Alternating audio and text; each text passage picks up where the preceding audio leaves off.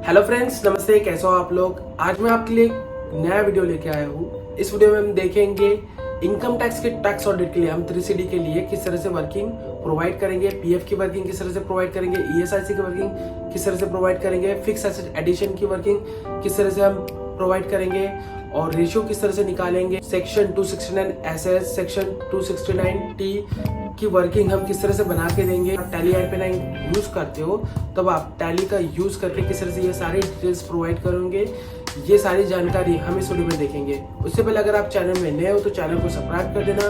Video आपको पसंद आती है तो वीडियो को लाइक कर देना, अपने दोस्तों के साथ में शेयर कर देना। अगर आपकी कंपनी का टर्नओवर टैक्स ऑडिट के लिए अप्लीकेबल है तब आपका जो कंपनी का ऑडिट सेक्शन 44AB में होगा। अगर आप बुक्स मेंटेन नहीं करते हो तब आप 44AD में रिटर्न डाल सकते हो। अगर आप एक प्रोफेशनल हो और आपका ऑडिट नहीं होता है तब आप सेक्शन 44ADA में रिटर्न फाइल कर सकते हो, यानी आपको फॉर्म नंबर 3CD अप्लीकेबल नहीं है।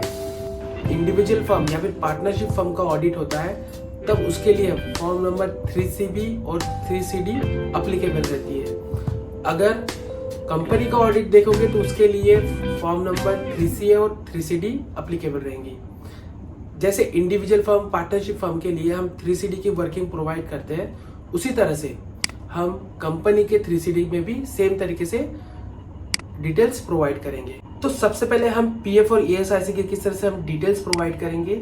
Schedule B to item 20B of form 3CD, यानी 3CD के फॉर्म में शेड्यूल बी आइटम 20B में हमें पीएफ की डिटेल देना पड़ता है, यानी प्रोविडेंट फंड की डिटेल्स हमें प्रोवाइड करनी पड़ती है। अब अप्रैल से मार्च तक का हमें इसमें डिटेल्स प्रोवाइड करना है। जैसे कि आपको यहाँ पे कॉलम बनाना पड़ेगा, serial number, month, contribution from employees, due date for payment, the actual amount paid, the actual date of payment to the concerned authority। इस तरह से आपको कॉलम बनाना है। और मंथ वाले इसमें आपको मंथ लिखना है अप्रैल से लेके मार्च तक का। उसके बाद में आपको कंट्रीब्यूशन फ्रॉम एम्प्लॉयज, यानी इसमें 3CD में हमें एम्प्लॉयज के शेयर की डिटेल्स प्रोवाइड करनी पड़ती है। तो हम यहाँ पे कॉलम में कंट्रीब्यूशन फ्रॉम एम्प्लॉयज लिखेंगे। उसके बाद में ड्यू डेट लिखना पड़ेगा। जैसे कि अप्रैल महीने की ड्यू डेट रहती है 15/5, अप्रैल महीने की ड्यू डेट रहती है 15 मई महीने की रहती है 15 जून महीने की रहेगी 15 जुलाई, यानी हर महीने की 15 तारीख ड्यू डेट रहती है प्रोविडेंट फंड की। फिर उसके बाद में जो नेक्स्ट कॉलम है एक्चुअल पेड अमाउंट, इसमें हमें एम्प्लॉयज प्लस एम्प्लॉयर शेयर और आपने एडमिन चार्जेस भी पे किया होगा, वो सारी टोटल हमें यहाँ पे लिखना है। उसके बाद में एक्चुअल डेट ऑफ पेमेंट, जो भी एक्चुअल डेट होगी, जिस तारीख को आपका पेमेंट किया होगा आपके बैंक से कटा होगा, वो डेट हमें यहाँ पे डालना है। और इस तरह से हमें यहाँ पे मार्च तक का बनाना है।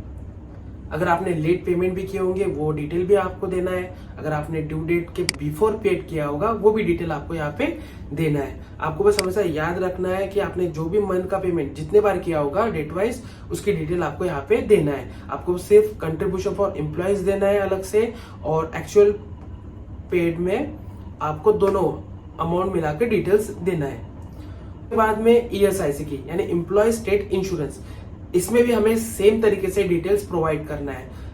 इसमें भी हम सेम कॉलम बनाएंगे, serial number, month, contribution from employees, due date for payment, actual amount paid, actual date of payment to concern authority.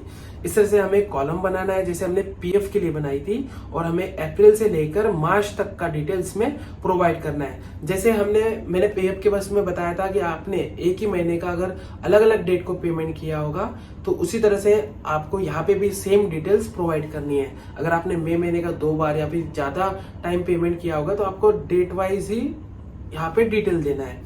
तो अप्रैल महीने की जो ड्यू डेट रहती है 15 मई रहती है, जैसे पीएफ की ड्यू डेट में रहती है 15 मई, वैसे ही अप्रैल महीने की 15 मई रहेंगे, यानी हर महीने की 15 तारीख ईएसआईसी की ड्यू डेट रहती है।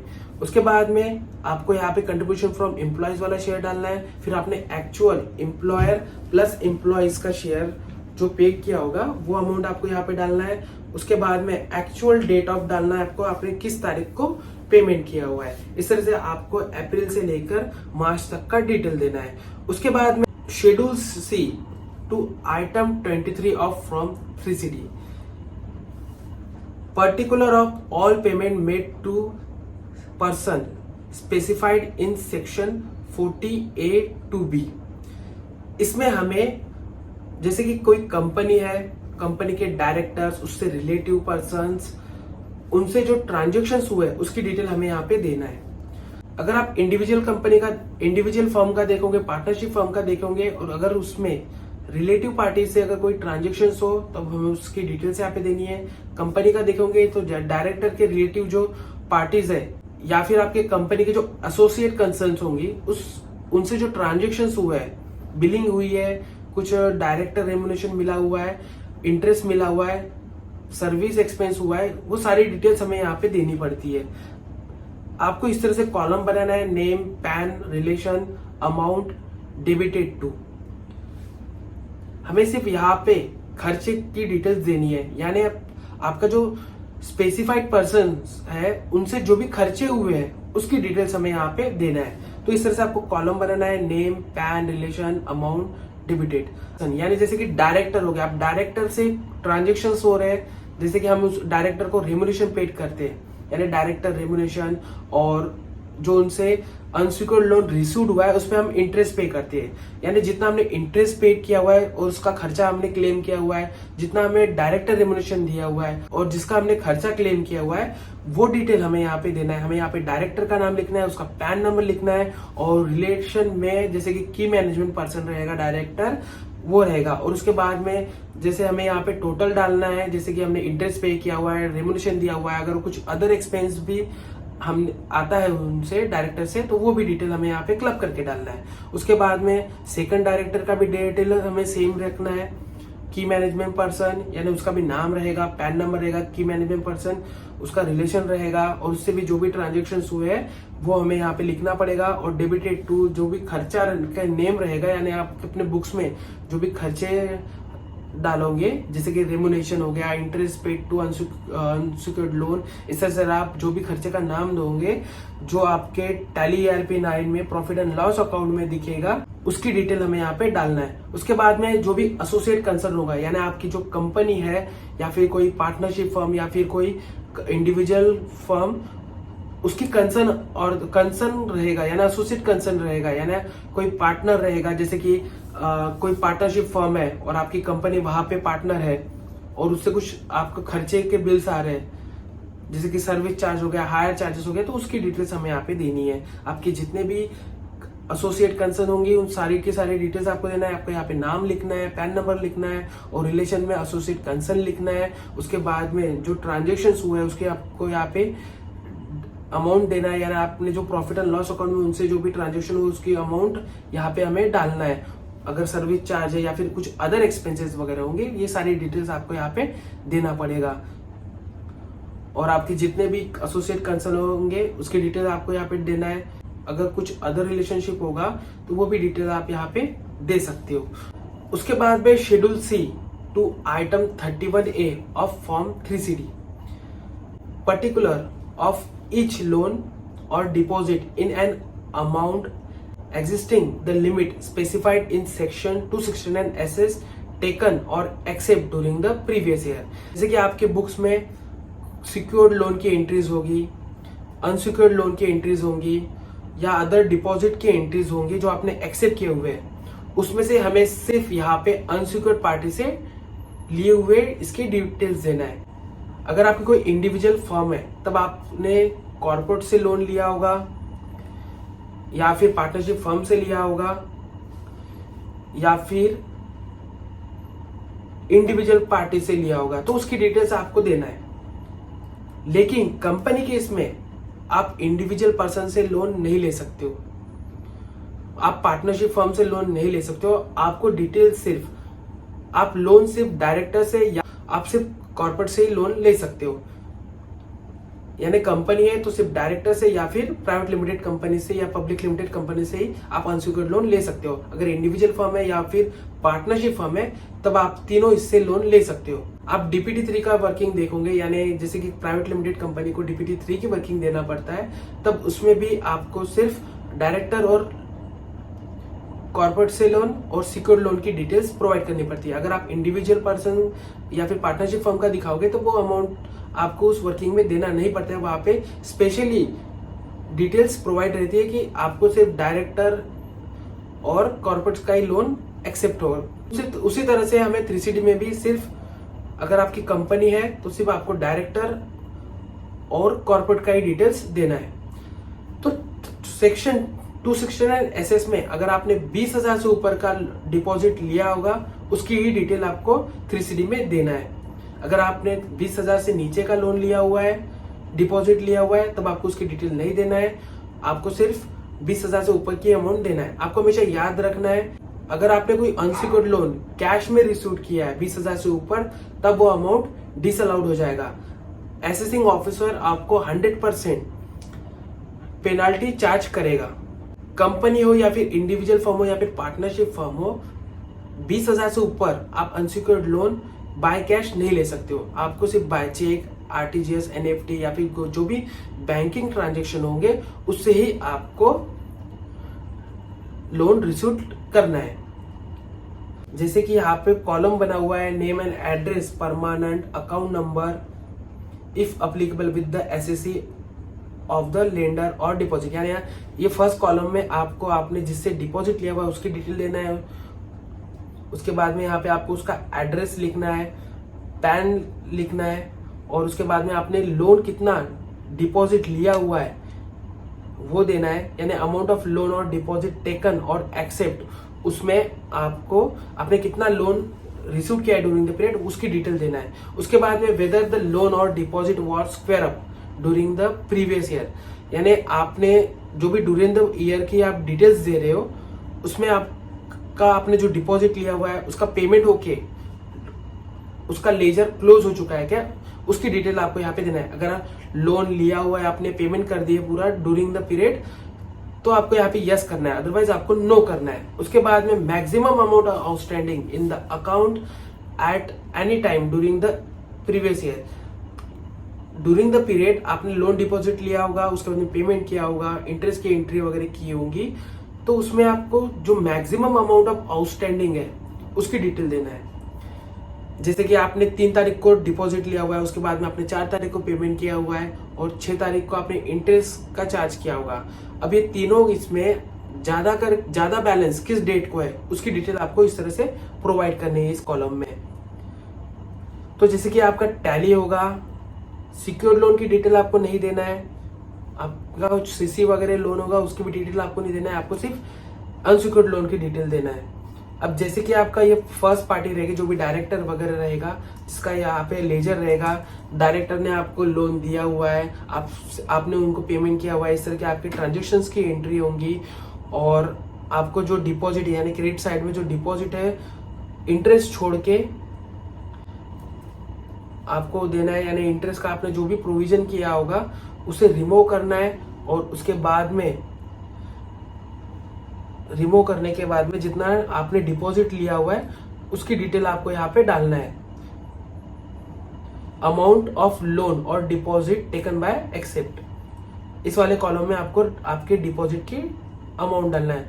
उसके बाद में आपको यहाँ पे जितनी भी पार्टियों से अनसिक्योर्ड लोन लिया होगा उसकी यहाँ पे नाम लिखना है, उसका एड्रेस, पैन नंबर और आपने कितना अमाउंट डिपॉजिट किया हुआ है इंटरेस्ट छोड़ के उसकी डिटेल आपको यहाँ पे लिखना है। अगर वो अमाउंट क्लोज हो चुका है, वो लेजर क्लोज हो चुका है, तब आपको यहाँ पे यस करना है और आपका मैक्सिमम आउटस्टैंडिंग वाला बैलेंस आपको यहाँ पे डालना है। उसके बाद में schedule C to item 31B of form 3CD, यानी इसमें आपको सेक्शन 269 TT की डिटेल देना है। यानी आपने जो अनसिक्योर्ड पार्टीज को पेमेंट किया होगा, आपने जो डिपॉजिट लिया होगा उसका पेमेंट किया होगा उसकी डिटेल आपको देना है। ये डिटेल्स भी आपको 20,000 से ऊपर का आपने जो पेमेंट किया होगा उसी की डिटेल देना है, 20,000 से नीचे की डिटेल आपको नहीं देना है। यानी सेक्शन 269 SS में हमने जैसे कि 20,000 से ऊपर का डिपॉजिट की डिटेल दी थी, 20,000 से नीचे के डिपॉजिट की डिटेल नहीं दी थी, उसी तरह से आपको यहाँ पे 20,000 से ऊपर का जो आपने पेमेंट किया हुआ है उसकी डिटेल देना है। अगर इसमें भी अगर आप 20,000 से ऊपर का कैश पेमेंट करते हो तो वो अमाउंट आपका डिसअलाउड हो जाएगा, आपको 100% पेनाल्टी लग सकती है। तो इस तरह से हमें जैसे कि हमने ऊपर कॉलम बनाए थे उसी प्रकार से हमें कॉलम बनाना है, नेम, एड्रेस और permanent account number if applicable with the SSC of the pay. यानी इसमें हम जो अनसिक्योर्ड पार्टी को पेमेंट कर रहे हैं उसका नाम लिखना है, और उसका एड्रेस यहाँ पे लिखना है, पैन नंबर लिखना है। उसके बाद में अमाउंट ऑफ द रिपेमेंट, यानी जैसे कि हमने लोन टेकन वाली डिटेल्स ऊपर दी थी वैसे उसी प्रकार से हमें यहाँ पे रीपेमेंट वाली डिटेल देनी है। हमने बाद में maximum amount of outstanding account at any during the previous year, जैसे कि हमने ऊपर मैक्सिमम अमाउंट वाली डिटेल दी थी उसी तरह से हमें यहाँ पे मैक्सिमम आउटस्टैंडिंग वाला अमाउंट यहाँ पे डालना है। उसके बाद में whether the repayment was made otherwise than by an account pay cheque और an account pay by bank draft, यानी आपने जो भी पेमेंट किया हुआ है वो आपने आरटीजीएस, एनएफटी या फिर बैंकिंग ट्रांजेक्शन से ही किया हुआ है।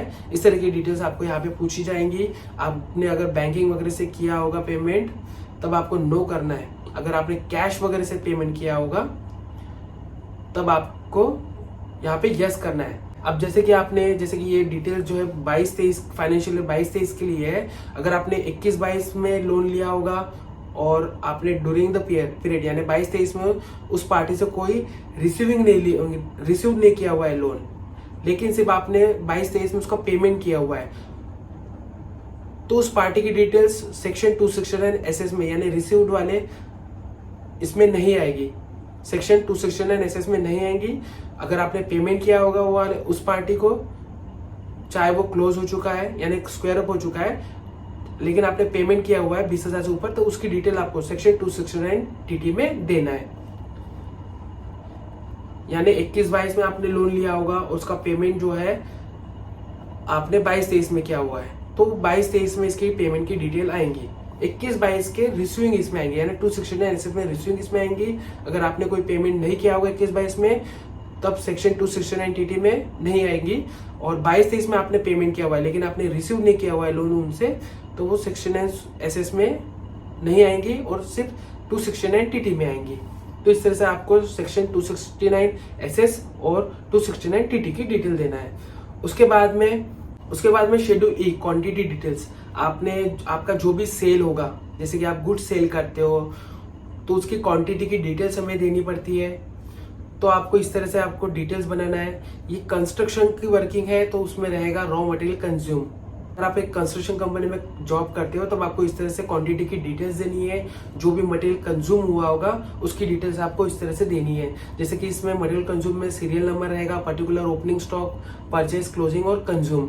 तो इस तरह से आपको डिटेल्स देना पड़ेगा। जो भी मटेरियल कंस्ट्रक्शन के लिए यूज होता है, जो मेजर मटेरियल्स है वो हमें लिखना है। जैसे कि हमने फ्लाई ऐश, सीमेंट वगैरह यहाँ पे डाला हुआ है और उसका ओपनिंग स्टॉक कितना रहेगा, यानी वो भी 21-22 का क्लोजिंग स्टॉक होगा वो आपके 22-23 में वो ओपनिंग बन के आएगा। उसके बाद में जो मटेरियल आपने परचेज किया हुआ है और उसके बाद में जो कंज्यूम किया हुआ है मटेरियल उसकी डिटेल रहेंगी। और फिर परचेज, ओपनिंग, परचेज और माइनस कंज्यूम करके जो बचेगा, जो क्लोजिंग स्टॉक रहेगा उसकी डिटेल, यानी इस तरह से आपको मटेरियल कंज्यूम की डिटेल बना के देना है। यानी ओपनिंग स्टॉक रहेगा आपका, फिर परचेस रहेगा, फिर मटेरियल कंज्यूम रहेगा, लेस करना पड़ेगा आपको दोनों से, ओपनिंग स्टॉक और परचेस से, और जो बचेगा वो आपका क्लोजिंग स्टॉक रहेगा। इस तरह से आपको क्वांटिटी की डिटेल्स देनी है। उसके बाद में आपको यहाँ पे फिनिश गुड की भी डिटेल देना पड़ेगा। जैसे कि ये आरएमसी का फिनिश गुड की डिटेल्स है, यानी जैसे कि आरएमसी सेल रहेगा, जो रेडीमेड कंक्रीट का सेल रहेगा, उसकी ओपनिंग स्टॉक की डिटेल आपको देनी है, आपका कितना ओपनिंग रहेगा। उसके बाद में आपने मैन्युफैक्चरिंग कितना किया है और उसके बाद में आपने मैन्युफैक्चरिंग सेल कितना किया हुआ है और उसके बाद में लेस करने के बाद में आपका क्लोजिंग स्टॉक कितना बचा हुआ है। इस तरह से आपको डिटेल्स देना है। अगर आप एक कंस्ट्रक्शन कंपनी से हो तब आपको एक आरएमसी की फिनिश गुड्स की वर्किंग काम आने वाली है। इस तरह से आपको डिटेल्स देना है फिनिश गुड्स की, और आपने जो मटेरियल कंज्यूम वगैरह की मटेरियल कंज्यूम किया होगा उसकी डिटेल्स। ये डिटेल्स आपको क्वांटिटी वाइज 3CD में डालना है। ट्रेडर्स हो यानी ट्रेडिंग वगैरह की कंपनी से हो तब आपको इस तरह से फिनिश गुड की डिटेल देना पड़ेगा। आपका ओपनिंग स्टॉक कितना है, उसके बाद में आपने परचेस कितना किया हुआ है, सेल कितना किया हुआ है, और फिर उसके बाद में क्लोजिंग कितना है आपका। इस तरह से आपको डिटेल्स देनी पड़ेंगी।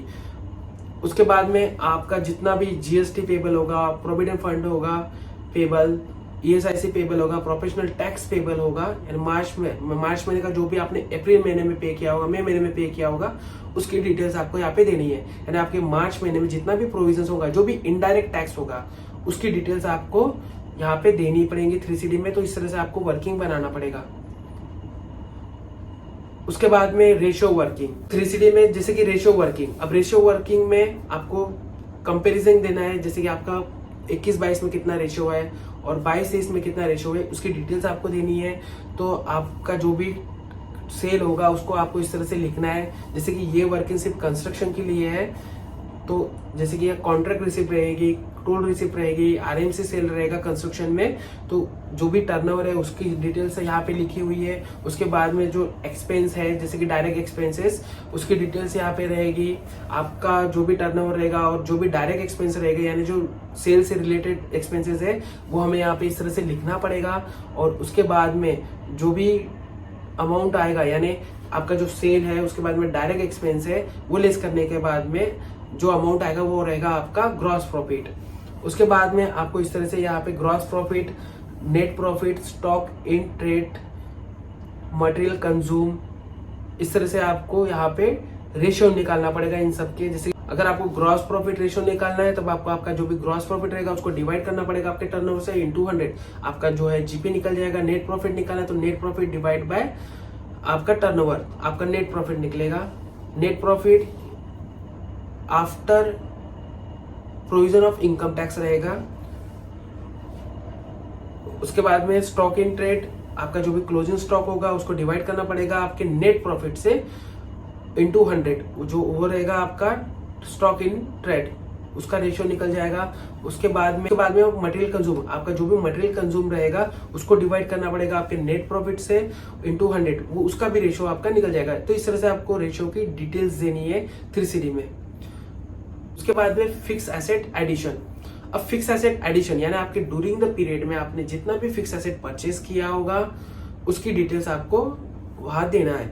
अगर आप एक कंपनी में हो तो आपको डेट वाइज देना है, जैसे कि प्लांट एंड मशीनरी एक मेजर हेड हो गया, और ये प्लांट एंड मशीनरी में आपके सारे मशीनरीज आते हैं। लेकिन आप जब कंपनी की अकाउंटिंग करोगे तो उसमें आपने, जैसे कि आपने एक डेट में जेसीबी खरीदा होगा, यानी आपको डेट वाइज उसमें एंट्री करनी पड़ती है। आपको अलग अलग लेजर्स बनाने पड़ेंगे, जितने भी प्लांट एंड मशीनरीज होंगे आपको एक डेट वाइज उसके लेजर बनाने पड़ेंगे। अब इंडिविजुअल कंपनी या फिर पार्टनरशिप फर्म में देखोगे, यानी इंडिविजुअल फर्म या फिर पार्टनरशिप फर्म में देखोगे, आपने जैसे कि एक हेड बना हुआ है प्लांट एंड मशीनरी, अब आपने ड्यूरिंग द पीरियड में जो भी मशीनरी परचेज की होंगी आप उसी लेजर में उसका डेबिट करोगे। लेकिन कंपनी के अकाउंटिंग में आपको डेट वाइज मेंटेन करना पड़ता है, उसमें डेट वाइज ही डिप्रिसिएशन कैलकुलेट करना पड़ता है, यानी डेट वाइज ही उसकी एज निकालना पड़ता है। तो आपको इस तरह से कंपनी होगी तो आपको इस तरह से डेट वाइज निकालना है। आपको एक मेजर हेड बनाना है जैसे प्लांट एंड मशीनरी, और उस हेड में आपने जितना भी प्लांट एंड मशीनरी किया होगा, परचेज की एंट्री की होंगी, उस तरह से आपको डिटेल्स देना है। इस तरह से आपको हेड वाइज डिटेल बनाना है, जैसे कि ट्रांसपोर्ट व्हीकल्स हो गया, ऑफिस इक्विपमेंट हो गया, कंप्यूटर हो गया, उसके बाद में फर्नीचर फिक्चर्स हो गया। इस तरह से आपको डेट वाइज उसकी डिटेल देनी है। आपका जो भी सीए वगैरह होगा वो इस डेट वाइज डिटेल्स को अपने सॉफ्टवेयर में फिट करेगा, उसके बाद में वो सॉफ्टवेयर उनको ऑटोमेटिकली डेप्रिसिएशन कैलकुलेट करके देगा। यानी इस तरह से आपको डिटेल्स प्रोवाइड करना है एडिशन की। और फिर इस एडिशन का यूज करके अगर आप एक कंपनी देखोगे तब उसमें हमें डिफर्ड टैक्स और डिफर्ड टैक्स लायबिलिटी निकालना पड़ता है। अब जैसे कि ये सारी फिटिंग होने के बाद में सॉफ्टवेयर इनकम टैक्स के हिसाब से डेप्रिसिएशन कैलकुलेट करके देगा, और आप जो एंट्री करोगे बुक्स में वो कंपनीज एक्ट के हिसाब से करोगे। अब कंपनी एक्ट में जितनी डेप्रिसिएशन है अगर वो ज्यादा है इनकम टैक्स से, तब आपका जो निकलेगा डिफर्ड लायबिलिटी, क्योंकि बेनिफिट तो आपको इनकम टैक्स के हिसाब से ही मिलेगा ना रिटर्न में, इसलिए आपका निकलेगा डिफर्ड टैक्स लायबिलिटी। अगर इनकम टैक्स का ज्यादा है कंपनी एक्ट से, तब आपका निकलेगा डिफर्ड टैक्स एसेट, क्योंकि आपको बेनिफिट इनकम टैक्स के हिसाब से मिलेगा। तो इस तरह से आपको डिटेल्स देना है। उसके बाद में आपको सेक्शन 34 एबीसी की डिटेल्स देना है 3CD के लिए, यानी आपका जो भी टीडीएस पेबल होगा, यानी आपने जो डिडक्शन किया होगा सेक्शन वाइज, उसकी डिटेल देना है। आपको इस तरह से कॉलम बनाना है, TAN, section, name of payment, amount of payment और रिसिप्ट, और the nature specifying column number 3 total amount of which tax was required to be deduct collect out of total amount and which tax was deducted or collect at specified rate, amount of tax deduct और collect out of, इस तरह से जो भी details रहेंगे इस तरह से आपको कॉलम बनाना है और आपको इस तरह से आपका टैन नंबर लिखना है जिस टैन से आपने डिडक्ट किया होगा। अगर देखोगे तो कंपनी दो या तीन टैन अप्लाई कर सकती है। अगर वो अलग अलग स्टेट में या फिर अलग अलग डिवीजन में वर्क करती है तो वो अलग अलग टैन का यूज कर सकती है। अगर अलग अलग टैन नंबर है तो आपको सारी डिटेल्स यहाँ पे देना पड़ेगा। आप पर्टिकुलर एक टैन में जितना भी सेक्शन का डिडक्शन किया होगा, सेकंड टैन में कितना पर्टिकुलर डिडक्शन किया होगा, उसकी सारी डिटेल्स आपको सेक्शन वाइज देना है। इस तरह से आपको देना है, टैन नंबर लिखना है, सेक्शन लिखना है और नेचर ऑफ पेमेंट लिखना है। उसके बाद में जिस अमाउंट पे टीडीएस कटा होगा वो लिखना है, total amount of which was required to be deduct collect out of वो लिखना है। यानी आपने प्रोविजन जैसे कि पेमेंट ऑफ कॉन्ट्रैक्टर यानी total amount of payment of received of the nature of specified, यानी जैसे कि पेमेंट ऑफ कॉन्ट्रैक्टर यानी सब कॉन्ट्रैक्टर। अब आपके बुक्स में जो सब कॉन्ट्रैक्टर की एंट्री होंगी वो आपको यहाँ पे लिखना है। यानी जितने भी टोटल आपने पीएनएल में देखोगे सब कॉन्ट्रैक्टर एक्सपेंसेस वो वाला अमाउंट आपको यहाँ पे डालना है। जैसे कि सैलरी होंगी, प्रोफेशनल चार्जेस होंगी, वो आपको यहाँ पे लिखना है।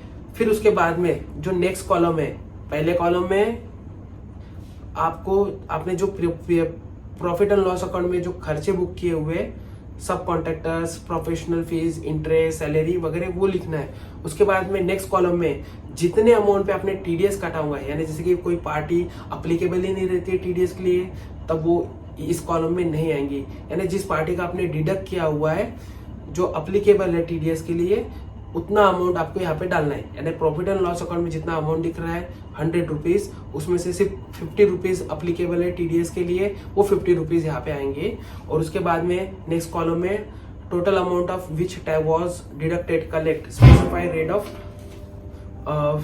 रेट आउट ऑफ, यानी जितना टीडीएस आपने काटा होगा वो डालना है। उसके बाद में अमाउंट ऑफ टैक्स डिडक्टेड और कलेक्ट आउट, यहाँ पे भी आपने जितना अमाउंट टीडीएस काटे होंगे वो डालना है, यानी जितने का आपने पेमेंट किया होगा वो डालना है।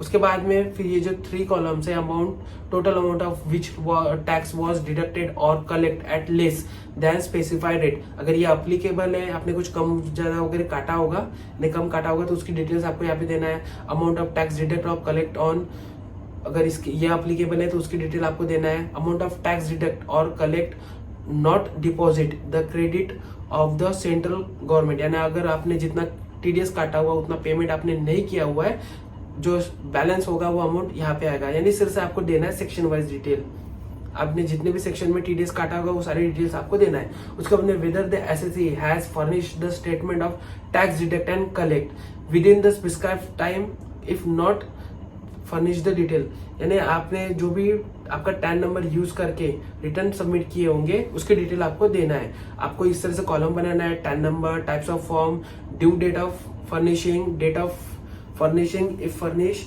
whether the statement of tax deduct or collect contain information all।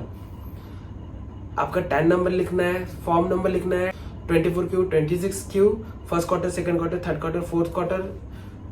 उसके बाद में ड्यू डेट लिखना है, जैसे कि फर्स्ट क्वार्टर की ड्यू डेट रहती है 31 जुलाई, सेकंड की रहती है 31 जनवरी, थर्ड क्वार्टर, फोर्थ क्वार्टर, आपका जो भी रहेगा क्वार्टर का ड्यू डेट वो लिखना है। उसके बाद में आपने डेट, किस डेट को फर्निश किया हुआ है, डेट आपने किस डेट को फाइल किया हुआ है वो डिटेल आपको लिखना है। उसके बाद में आपका जो भी रिटर्न रहेगा वो 100% डिटेल के साथ में आपने फाइल किया हुआ है। अगर फाइल किया हुआ है तो यस करना है, अदरवाइज नो करना है। अगर रिवाइज करना है तो भी आपको यहाँ पे नो करना है। उसके बाद में आपने कब रिवाइज किया उसकी डिटेल्स आपको देना है। फर्स्ट क्वार्टर कब रिवाइज किया, उसका एक्नॉलेजमेंट क्या है, ये सारी डिटेल्स आपको इस तरह से देना है। उसके बाद में whether the SSC is liable to pay interest under the section 201(1)(a) of the section 206(c)(7), if yes please furnish, यानी आपने जो भी टीडीएस का लेट पेमेंट किया हुआ है उसके इंटरेस्ट की अमाउंट देना है आपको। आपके चालान में डिटेल्स मिलेंगी आपको। अगर आपने कोई पीरियड में यानी पर्टिकुलर 22-23 में टीडीएस काटा होगा और उसका पेमेंट जो है आपने लेट किया होगा, और आपने जो 22-23 का पेमेंट है वो 23-24 में किया होगा फाइनेंशियल ईयर, लेकिन फिर भी आपको वो वाली डिटेल देनी है 22-23 में, क्योंकि आपने 22-23 के पीरियड का पेमेंट जो है वो 23-24 में किया हुआ है। तो उसका आपको इस तरह से टैन नंबर लिखना है जिस भी टैन से आपने पेमेंट किया होगा। उसके बाद में आपको इंटरेस्ट का अमाउंट यहाँ पे लिखना है। उसके बाद में amount paid column along with date of payment, उसके बाद सेम ही अमाउंट रहेगा। जैसे कि अमाउंट ऑफ इंटरेस्ट आपने सेक्शन 201 में डाला होगा, वो सेम ही अमाउंट आपको अमाउंट पेड वाले अमाउंट पे डालना है। उसके बाद में आपको यहाँ पे डेट ऑफ पेमेंट डालना है, आपने किस तारीख को पेमेंट किया हुआ है। उसके बाद में चालान नंबर डालना है। तो इस तरह से आपने जो पर्टिकुलर पीरियड के लिए इंटरेस्ट का लेट पेमेंट किया होगा, टीडीएस इंटरेस्ट का, उसकी डिटेल आपको देना है। तो इस तरह से आपको टैक्स ऑडिट के लिए वर्किंग प्रोवाइड करना है। अगर आपको वीडियो इंफॉर्मेटिव लगा होगा तो चैनल को सब्सक्राइब कर देना। तो मिलते हैं नेक्स्ट वीडियो में, तब तक के लिए जय हिंद, जय भारत, वंदे मातरम।